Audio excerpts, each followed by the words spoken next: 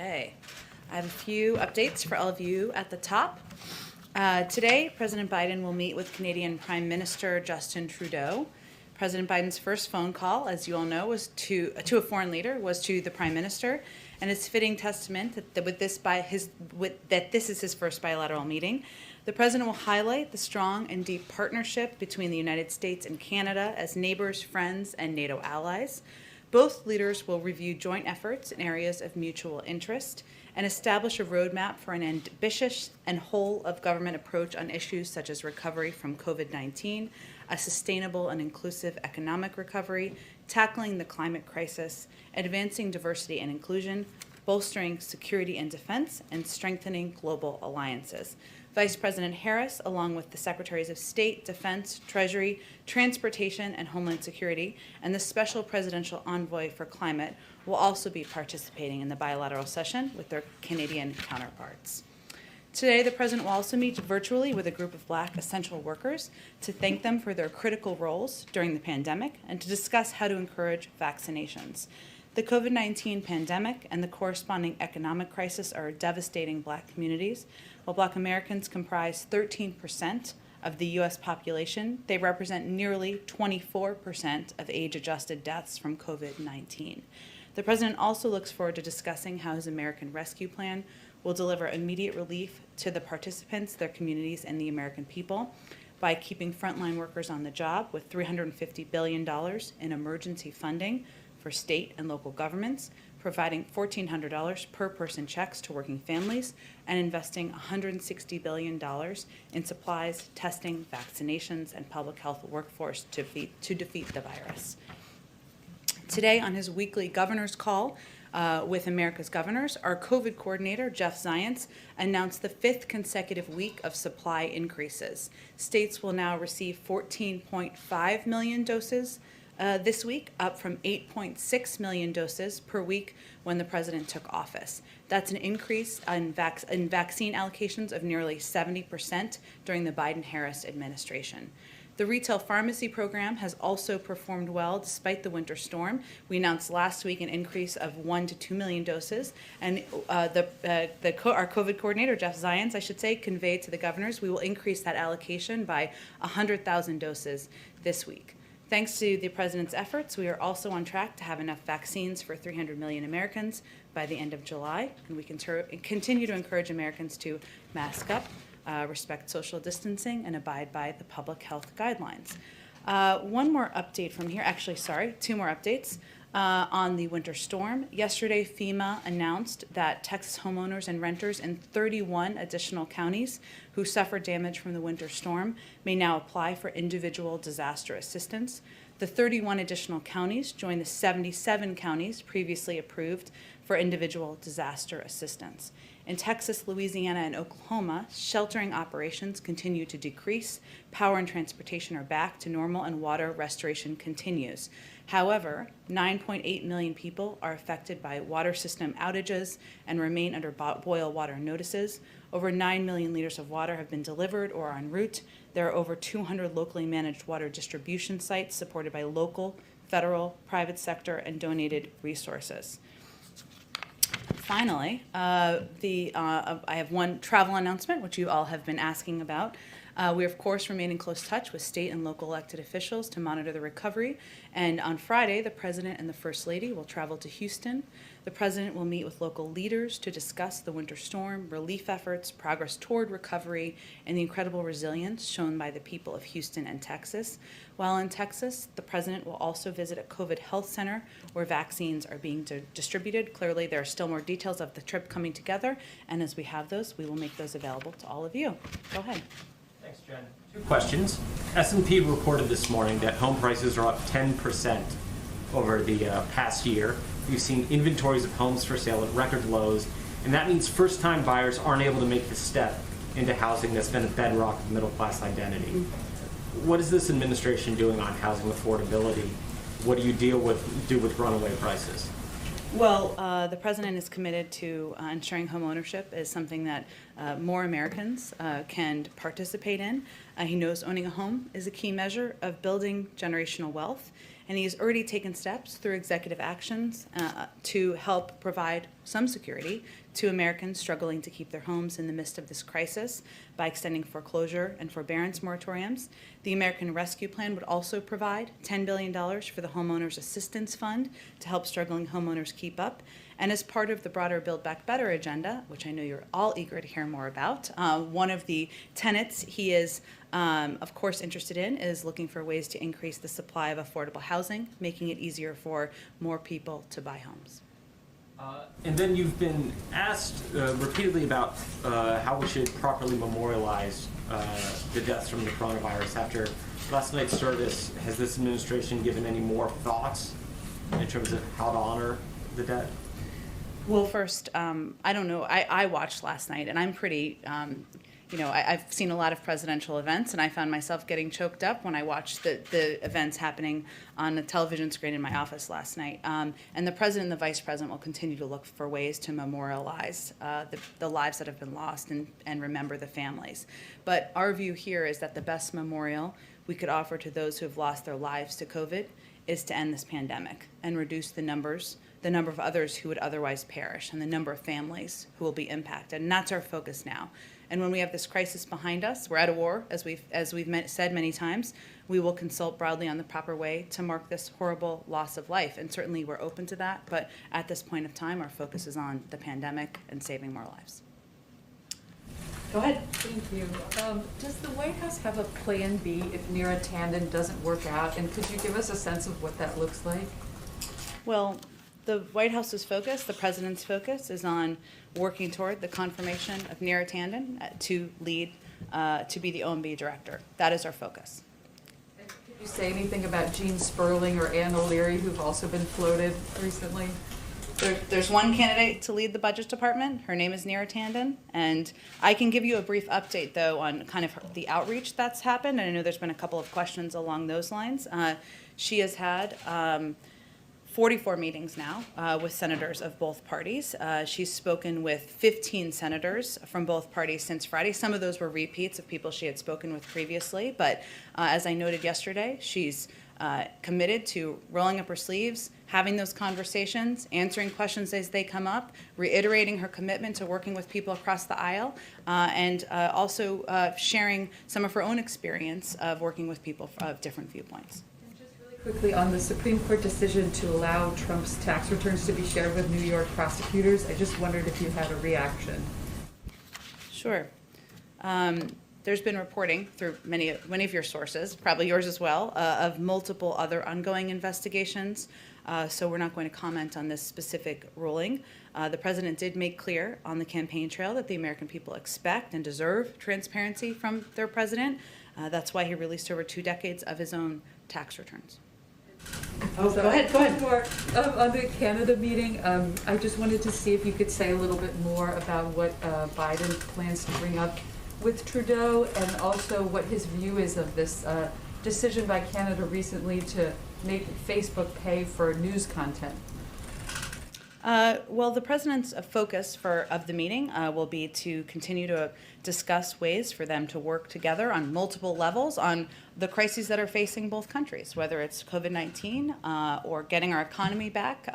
There's obviously a long bilateral relationship and an important one, hence the first bilateral meeting. I'm not sure, I don't have anything on that particular, I don't have any reaction in particular on Canada's announcement. I can talk to our team and see if there's more to provide on that front. Okay, go ahead. On the outreach to senators by Neera Tanden, you said 44, 15 since Friday? Mm-hmm. You know if that includes Senator Manchin, Senator Collins, Senator Portman, among those who said, yesterday at least, that they hadn't heard from her? It includes a number of Republicans. Obviously, Republicans or any members, I should say, are free to share whether they've communicated with her or other nominees or not, but we're not going to read out specific names from here. Has the president made any calls to senators for nomination? The president is in touch with a range of members of Congress about issues ranging from the American Rescue Plan to his nominees. I don't have any other calls, though, to read out from him either. So that's a maybe. That is, I don't have any more calls to read out. Okay. On Keystone XL, I know that's one issue that will come up today. Mm-hmm. Obviously, the Canadian Prime Minister feels differently about this than the President does. Mm-hmm. Administration officials said that this decision, which was a day one decision, had essentially used the Obama administration's assessment as the reason to go back, I believe is what they said. There was no other reason to explore it. There is an economic effect, though, of course, now. But 11,000 people had jobs connected to this in the United States, at least.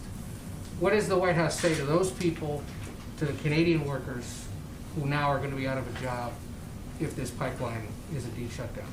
Well, let me first say that it was the Obama-Biden administration when the assessment was done, and done by the State Department at the time. And the president was very consistent through the campaign and even before then about his view that it should be revoked. And he had conversations, of course, with the prime minister about it. The prime minister raised his concerns directly with the president, has previously, and he's, of course, welcome to today. But the president made clear that this is a commitment he has made in the past, that it's not in the interest of the United States, and that we want to try to address our climate crisis while also creating good-paying union jobs. And he has a plan. He has talked about his plan, I should say, on the campaign trail to create millions of clean energy jobs. And he is eager to continue to work with the policy team and outside stakeholders and experts on delivering on that in the months ahead. But he believes you can do both, and he has been consistent about his opposition to the Keystone Pipeline. And then the Senate's launched this inquiry into the Capitol assault on January 6th. You know that the House is going back and forth on the composition of a potential commission that would look into this further. There are proposals that include the president appointing some of those positions to a commission. Does the White House have any opinion on that? Is it weighing in at all with lawmakers as they put that together? Well, we certainly support the desire and the interest of members of Congress to put together a commission. It's up to them to make that determination. We've been in touch with them about a range of options, but I don't think there's anything final at this point, so I don't have anything more to read out on our particular view on which proposal. And would there be concern that there could be overlap or conflict with whatever the Justice Department is doing in terms of investigations and prosecuting some of these people? Sure. Well, I'm certain we would venture to avoid that, but of course, any investigation, any process of moving forward toward a prosecution would be done independently by the Justice Department, and that is a commitment the president is firm on. And in his conversations with lawmakers, have there been any other conversations about a joint address to Congress? I know you got asked about this recently, and if it's not in person, would he be willing to do it virtually if he had to? Sure. Well, he's clearly willing to hold events virtually, hence the bilateral meeting today with the Prime Minister of Canada, and we're certainly open to a range of formats. I don't have any update on a date or a timeline for a joint address. Go ahead, and I'll come around to you. Go ahead. Thanks, Jen. I want to ask you about a report that's out that the Biden administration is prepared to sanction Russia for the SolarWinds hack, but also a range of other malign cyber activities. Are you able to confirm that those sanctions are coming down? Well, first, we announced our ongoing review, and the president spoke about it in his conversation with President Putin just a few weeks ago. We have asked the intelligence community to do further work to sharpen the attribution that the previous administration made about precisely how the hack occurred, what the extent of the damage is, and what the scope and scale of the intrusion is. And we're still in the process of working that through now. But it will be weeks, not months, before we respond. But I'm not going to get ahead of the conclusion of that process. Any more specific on the timeline as far as weeks? I mean, are we talking by the end of this month, or can you put any more final point on it? The end of this month is a couple of days away. That would be a very short timeline. I was thinking, is it March yet? Weeks, not months, is the best definition I can give for you. Of course, we want to focus on giving our team the time they need to take additional steps to fine-tune the attribution, and we reserve the right to respond at a time and a manner of our choosing. And then on the Tandon nomination, Senator Murkowski said yesterday that she had not heard from the White House, even though she's undecided. Was that an oversight by the White House, and has that been rectified? I mean, has she been reached out to since then? Well, again, Neera Tandon is rolled up her sleeves. She's getting to work. She's working the phones. People here are working the phones, and we're just not going to provide day-by-day updates on exactly each senator in office that we've communicated with, but they can communicate on their own, of course, if they've been reached out to, or what communication they've had. And then on the Canada visit, I wanted to clear up something you had said the other day, Okay. which is on the Buy American provisions. You had said there's essentially no changes. and the Canadians had raised concerns about whether they would be able to obtain waivers like they did during the Obama administration. So when you said you didn't anticipate any changes to that policy, did you mean to suggest that the Canadian companies will not be able to obtain waivers under the policy? No, I appreciate that, or I appreciate the ask for clarification, I should say. Of course, the president signed a Made in America executive order in the first week, I believe, of the administration, and we're still evaluating the application of that and how it will apply. I don't expect him to make any commitments during the meeting today. Okay, and then just one more logistical thing on the Canada visit. Usually during these foreign leader visits, obviously, as you know, there's a 2 and 2 element for the questions. So are we going to see that later this afternoon with Prime Minister Trudeau? I don't expect that's going to be part of the program today. Obviously, there are several components, as I noted, a smaller meeting, a more expanded meeting, and then some comments at the end, but that's the program at this point in Will time. you commit to it for future foreign leader visits? It certainly has been standard in the past, and I can assure you that in the future there will be 1 and 1 and 2 and 2 and other opportunities to ask questions, even when foreign leaders are not visiting.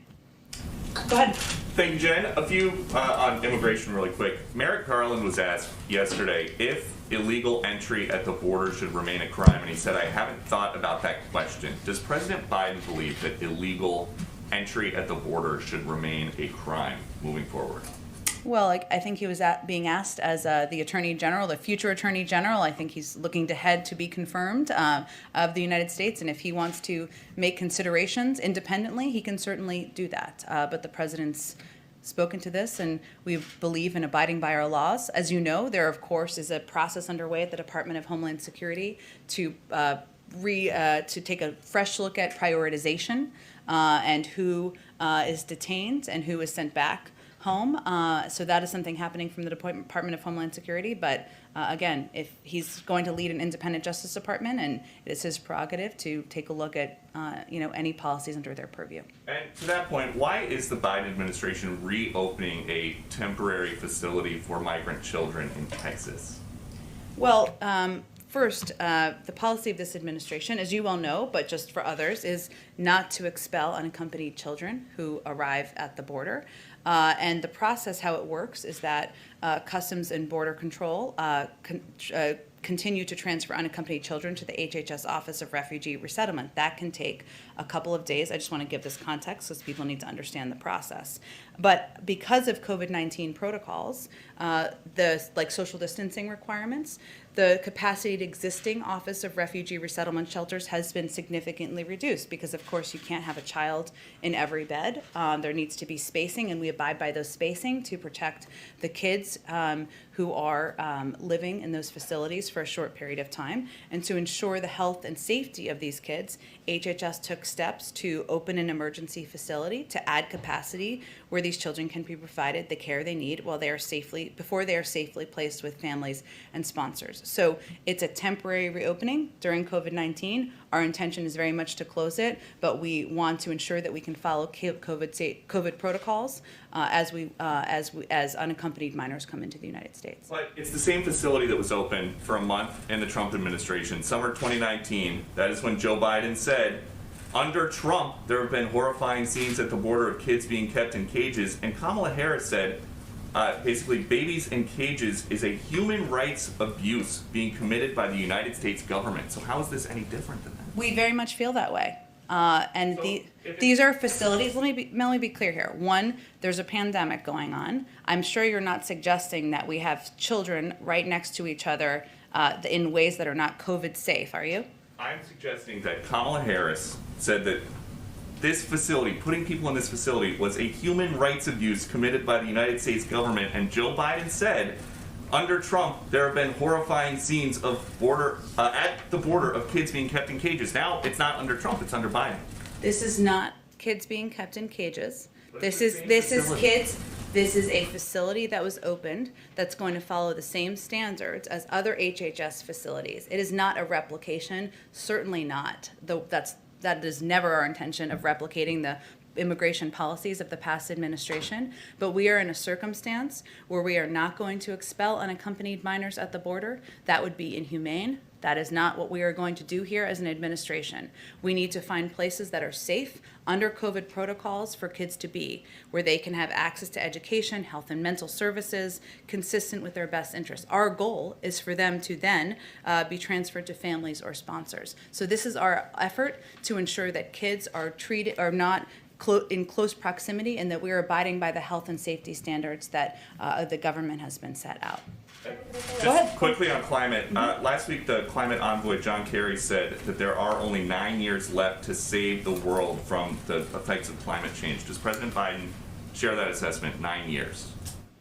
I don't have a new timeline to give you from here. I can confirm for you, though, that the president agrees with former Secretary Kerry that it's a crisis, that time is of the essence. We need to act quickly, and that's why climate is a key part of his agenda.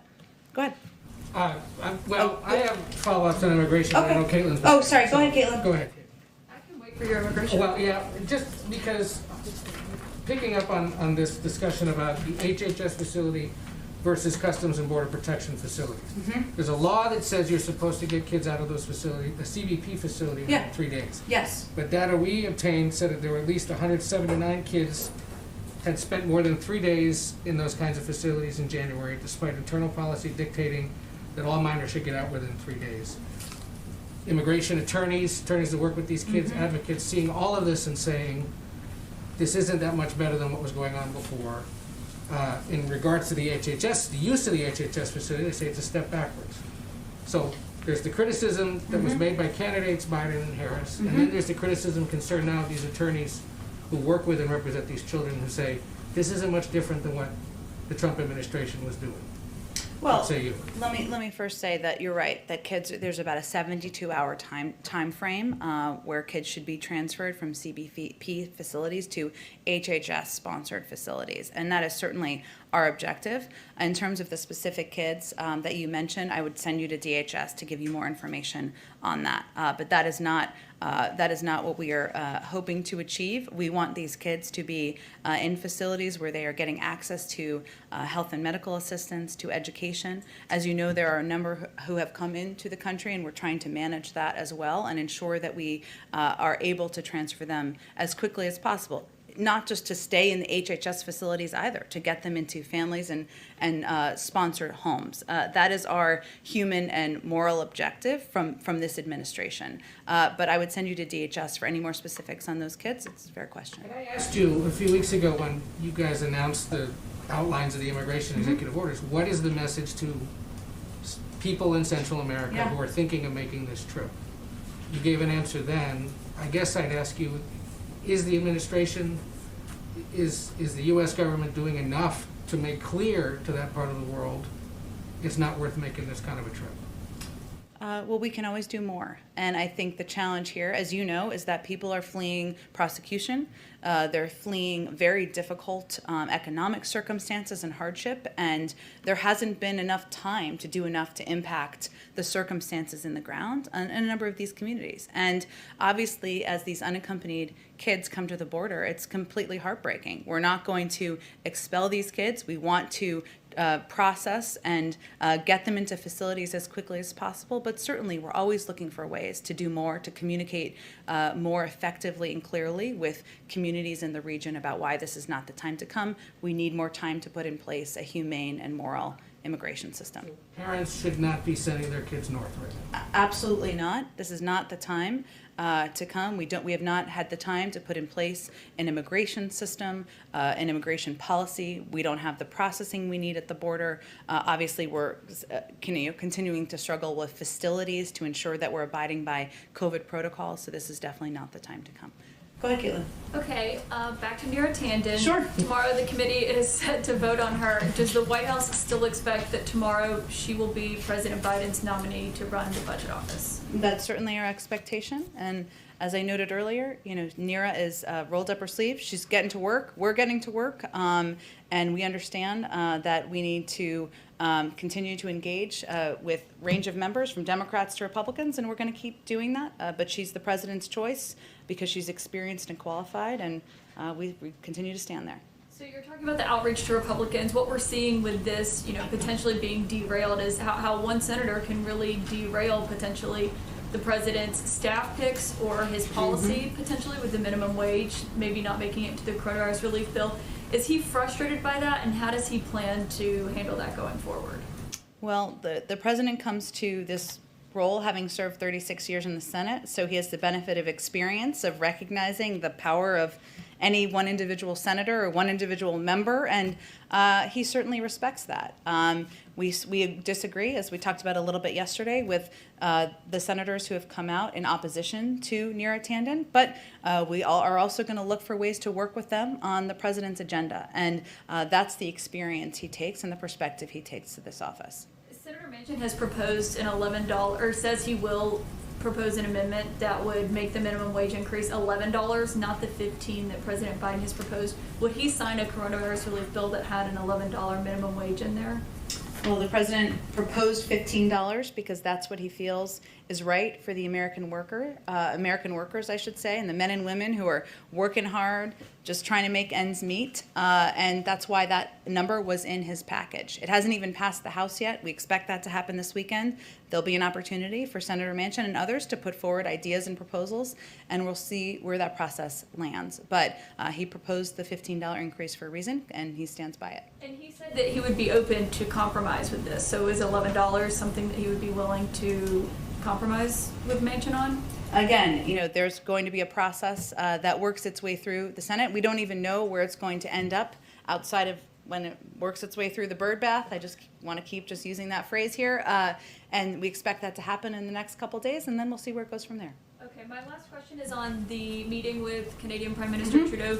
Canada wants to get vaccines from the U.S., mainly the Pfizer plant in Michigan, but so far the U.S. has a contract with them that their first 100 million doses are going to the U.S., and they expect that, according to the advisors, by the end of June.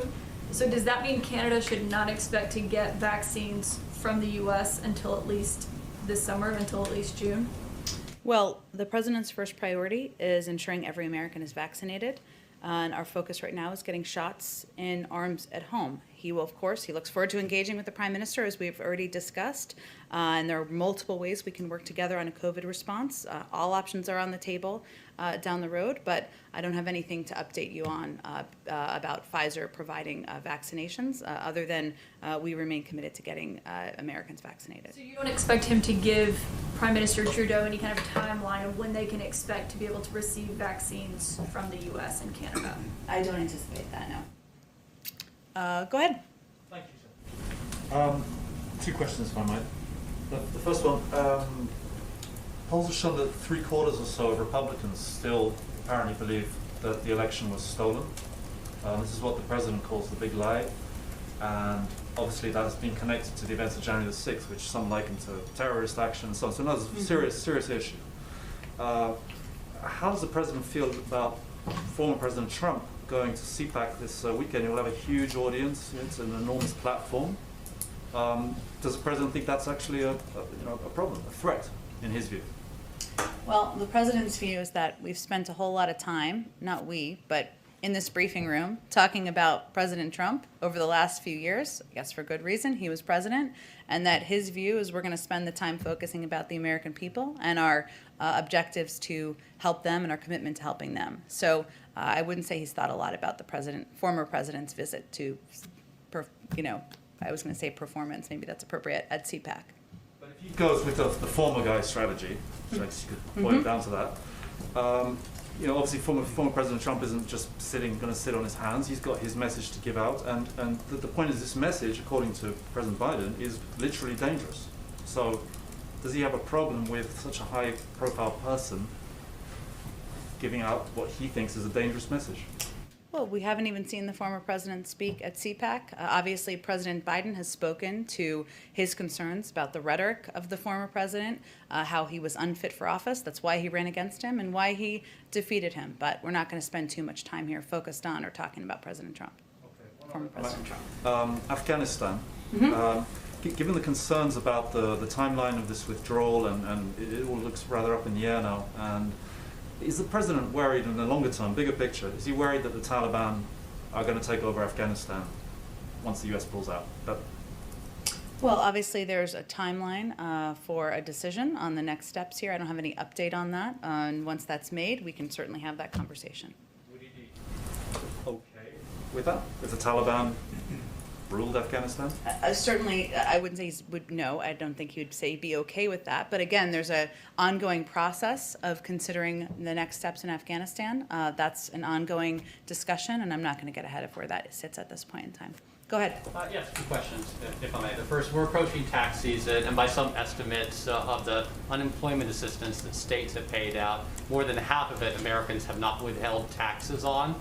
So is the administration concerned that there may be millions of Americans who are going to face a surprise tax bill, some of whom are still unemployed? And has the administration considered changing the way the IRS looks at least the pandemic-related unemployment assistance, treating it like disaster aid, and so it doesn't have taxes withheld?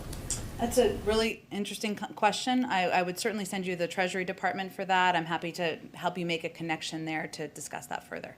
And the other question is, does the administration have a response to the raid in the Republic of Georgia where the top opposition leader was arrested by government forces yesterday? Is there any consideration of sanctions or other kind of pressure on the government of Georgia?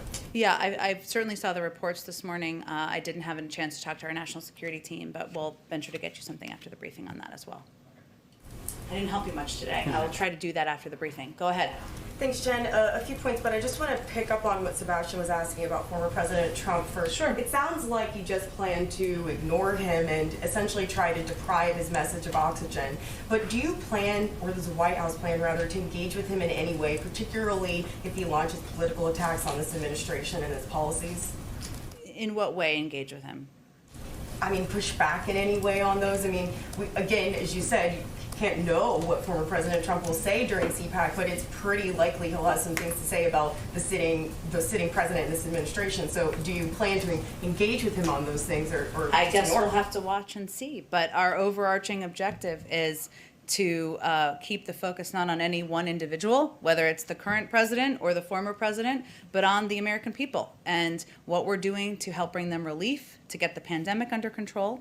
And certainly there's been more than enough time spent on former President Trump. And so if there's not a reason to do it, we're probably not going to be adding more commentary on it.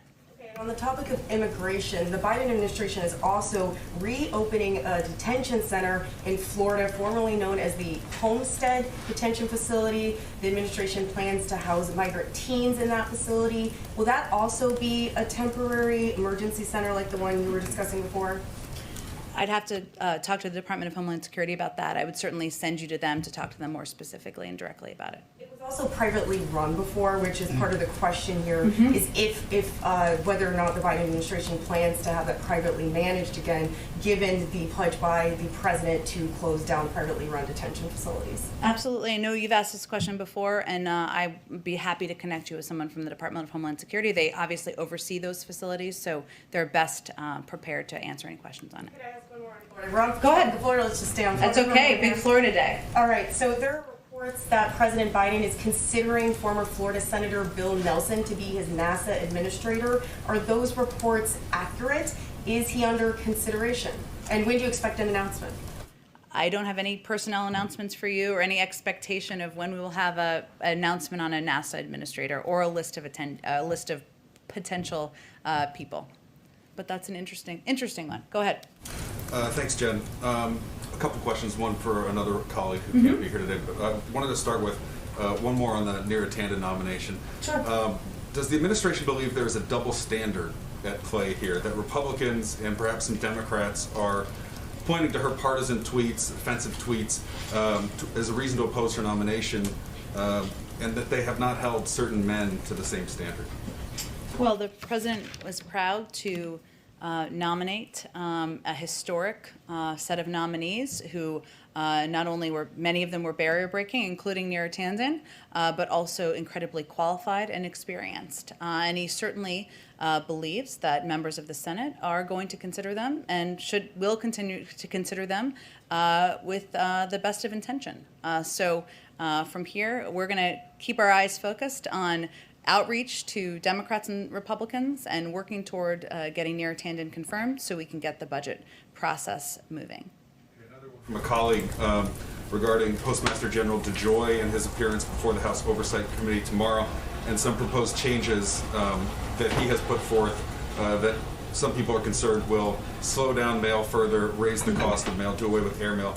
The question is there any indication when President Biden will appoint members to the 3 vacancies of the Board of Governors for the Postal Service? Sure, it's a great question. It is a priority for the president to appoint, to announce the appointment of, I should say, additional members of the Board of Governors. As you are familiar with, but others may not be, it's really up to the Board of Governors to determine the future leadership of the Postal Service, and we certainly recognize that filling those vacancies is an important step in that process.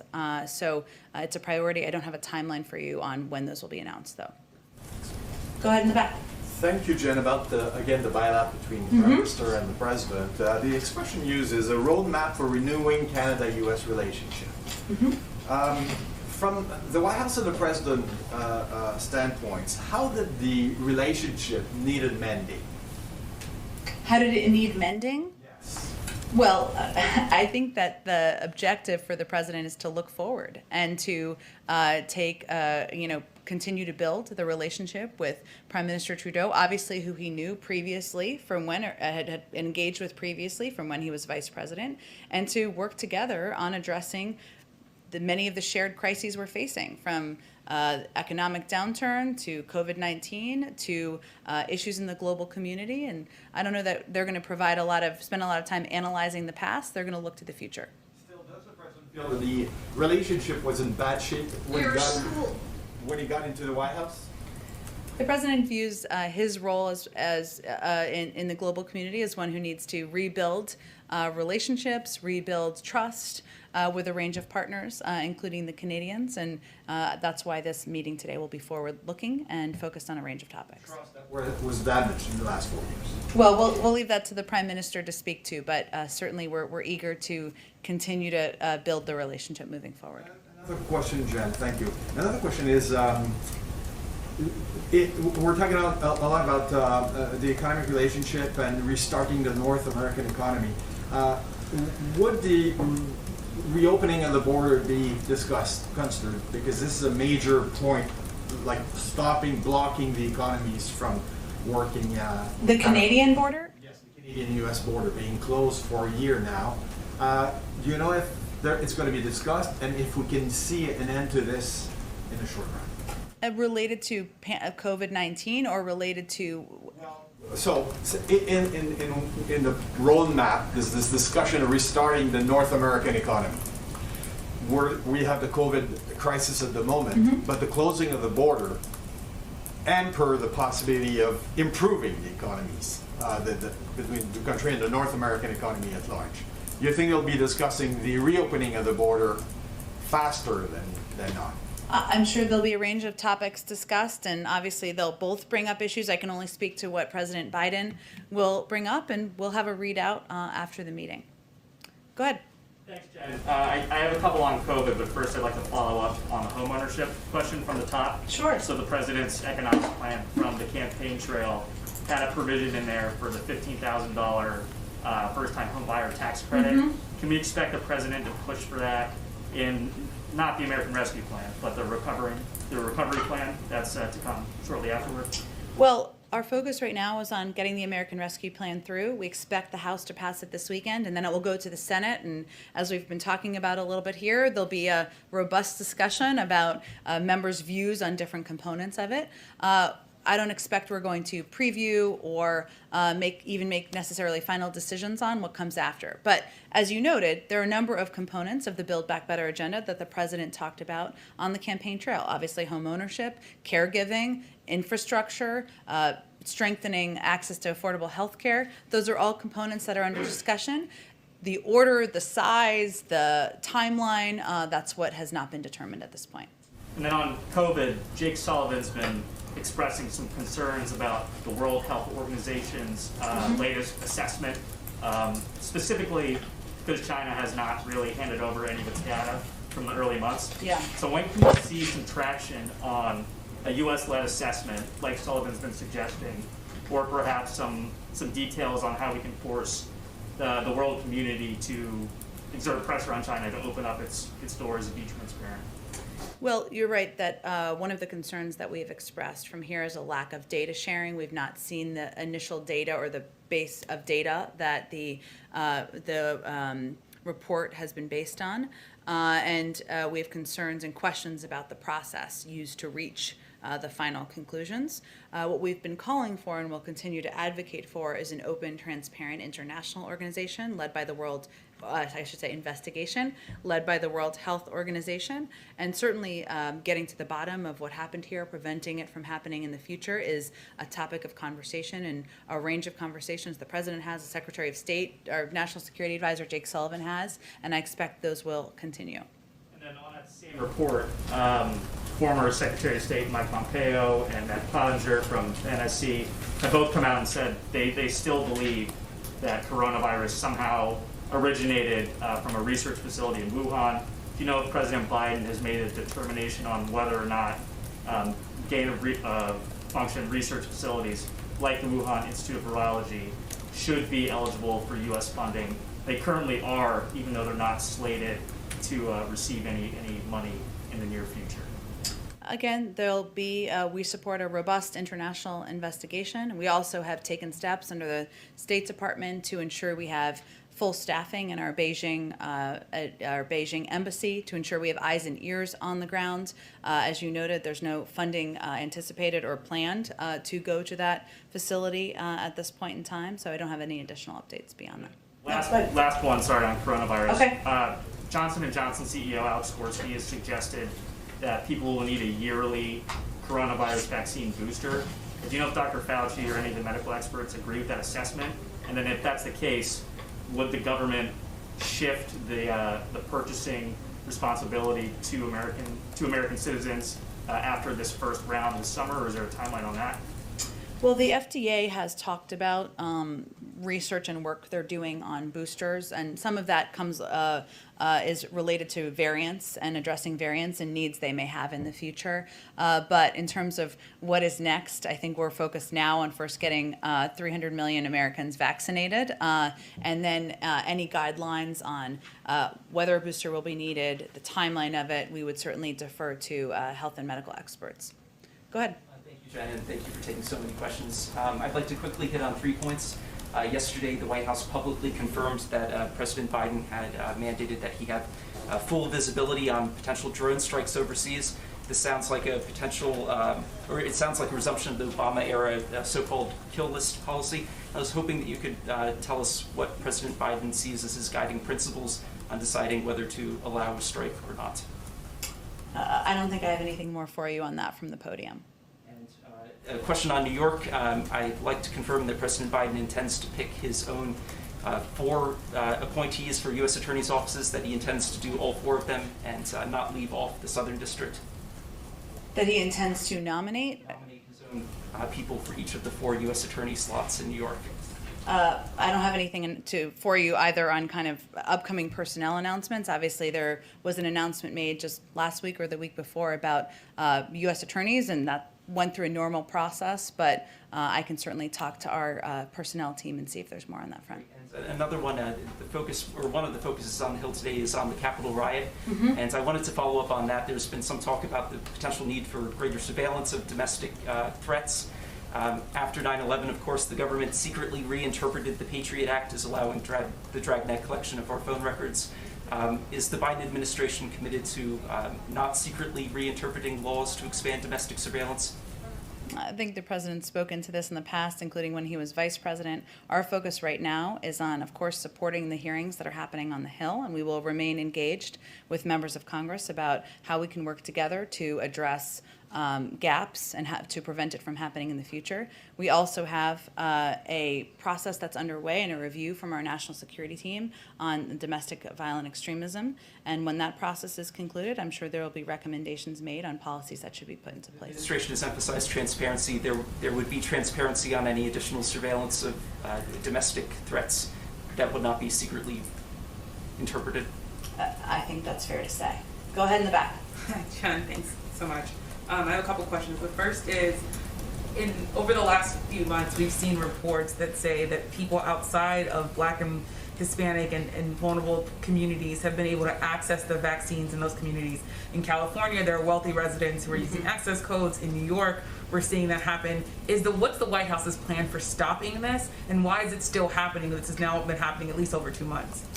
You're right. I've seen those reports as well, and I think one of the reports I saw was around some of the mass vaccination sites in Oakland and the concerns about whether people in the community were actually getting access to the vaccines as planned. I don't have specific data and numbers, and I can certainly talk to the COVID team, or you can, of course, ask them during one of their 3 briefings about the actual data behind it beyond the anecdotal stories, which alone are certainly concerning. But one of the pieces the president has been talking about, and our team has been focused on, is the fact that if you don't have internet access, right, if you don't have access to ways to easily sign up to get your vaccine, we need to continue to look for ways to get deep into communities. That's one of the reasons that the president has been so supportive of community health centers that are embedded in communities, know the people in the communities, can make phone calls and do outreach to people they know will need the vaccine. But we also need to continue to find ways to reach people who don't have internet access, who may not have the ability to sign up in a way that others are, and address some of those discrepancies. So it continues to be a big focus, and as you know, we have an entire task force focusing on addressing inequities in how we address COVID, and they're continuing to look for more ways to creatively do that and effectively address problems that are arising as we see them. Just to clarify, on that point, there's a team that's working specifically on trying to stop wealthy residents or people from outside communities. I think what I was conveying is, as you know, there is an equity task force that's a part of the COVID team led by Dr. Marcela Nunez-Smith, and obviously reports that individuals who are not from the communities intended to be the primary recipients of the vaccines. If that is certainly something they would focus on and work on issues to address, I would encourage you to ask them about that at the next COVID briefing, though. Questions. The first is, you stopped short of saying that President Biden would sign H.R. 40, the bill to study reparations. I just wonder, now that it's been a few days after the hearing, whether or not there's any update on that, given that the president has said that he would back a study on reparations. So you certainly would back a study. I don't think anything's changed, though, from what I conveyed a couple of days ago. You stopped short of saying he would sign the bill. I said he would support a study, and he certainly would. And we'll take a look if there's legislation that is passed by Congress. And then at the joint hearing today on the House on the attack on the Capitol, there was an officer, Captain Mendoza, who said she still has chemical burns on her face and hasn't fully healed from that attack. I wonder if the White House is considering any sort of effort or any sort of fund or any sort of help to officers and others who are still recovering from their injuries. That's certainly something we'd be happy to have a discussion with members of Congress on, and I know they have also expressed gratitude, as has the president, for the work of the members of the Capitol Police and the sacrifices, of course, some made, but also those who have been injured in the events of January 6th, and we're certainly open to having that conversation. More on sexual assault, and the Pentagon says this week they'll announce the naming of a commission on sexual assault in the military. Senator Gillibrand and others have written to the president saying that this needs to be an independent commission that's outside of the DOD. I'm wondering if the president is planning on appointing anyone to that commission, if he's been briefed on this issue, and if that thought of it being set up outside of the Defense Department is top of mind. It's certainly an issue that he has thought about, talked about, engaged with policy experts internally on, and including with Secretary Austin. I know during the transition and probably since then, but I don't have anything more for you on kind of the format of it. I think right now it's under the purview of the Department of Defense, hence why they discussed the issue. Thanks, everyone. Thank you.